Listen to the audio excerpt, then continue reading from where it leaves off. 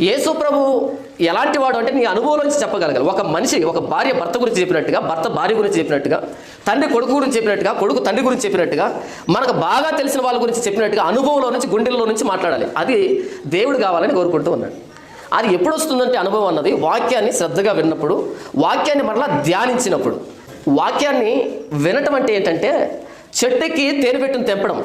వాక్యాన్ని ధ్యానించడం ఏంటంటే తేనె చుట్టూ నోట్లో పెట్టుకొని చప్పరించడం. తేనె పెట్టి తెచ్చుకున్నంత మాత్రం జరిగిపోలే, దానిని నోట్లో పెట్టుకొని చప్పరించాలి. చెరుకు గడని ఇంటికి తెచ్చుకుంటే ఉపయోగం లేదు.